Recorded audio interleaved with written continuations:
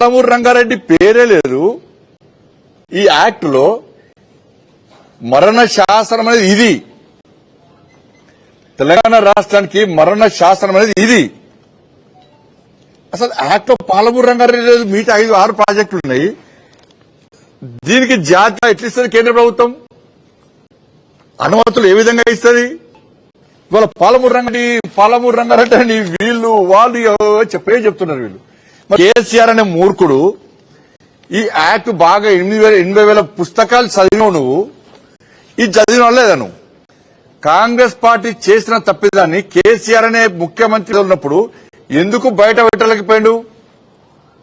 ఇది తెలిసి కూడా నువ్వు మళ్ళీ పాలమూరు రంగారెడ్డి నేను స్టార్ట్ చేస్తాను మళ్ళీ మళ్ళీ దానిలో కూడా ఉమ్మడి కృష్ణా జిల్లాలో వాటర్ తెలంగాణ పోతిరెడ్డిపాడు ద్వారా 4 టీఎంసీల నీటిని అప్పుడు ఏపీ తరలించారు.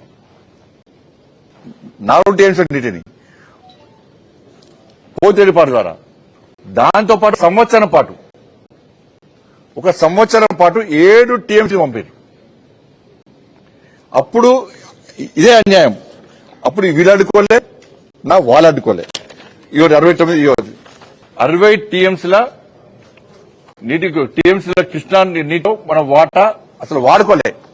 ఇది పేపర్ కూడా వచ్చింది. ఆ రోజు వాడుకునే ఆలోచన లేదు, అవునా వాడుకోలే.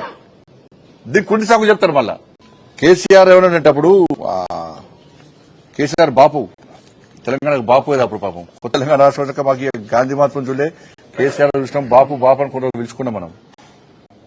ఏం కొడతాడు ఏం బిక్తాడు అని కూడా కథము. నేను కోవిడ్ అప్పుడు లాక్డౌన్ టైంలో నేను అన్నిటి మీద నేను తెలుసుకునేవన్నీ కూడా తెలుసుకుంటే కాంగ్రెస్ పార్టీ చేసిన మోసము, తర్వాత కేసీఆర్ చేస్తున్న మోసం చూసాక నాకే ఆశ్చర్యం అనిపించింది. అందుకే అప్పుడు యుద్ధం స్టార్ట్ చేసింది నేను. కృష్ణా జలాల విషయంలో కూడా కేసీఆర్ అంటే కృష్ణా గోదావరి మీ జాగిరా, ఏం కొడతారు డైలాగ్ కొడతారు. డైలాగ్ అంటే చంద్రబాబు నీ ఆటలు సాగాయి, దేవినేని ఉమా సన్నాసి ఏమంటున్నాడట. మోడీ కూడా మాకు ప్రధానమంత్రి. కేసీఆర్ అనే అణుబాంబు మళ్లీ వస్తుందట. తోకపడ కూడా రోజు కేసీఆర్ అనే అణుబాంబు మళ్లీ వస్తుంది, మీ మూతి మీద తన్ని ఆర్డీఎక్స్ కడతా. ఈ పక్కకు ఎవరు దేవినేని ఉమా మా కళ్ళు పొడుస్తారా పాలమూరు రంగారెడ్డికి నీళ్ళెక్కడివి అసలు అనుమతున్నాయని ఆయన కూడా అడిగిన రోజు.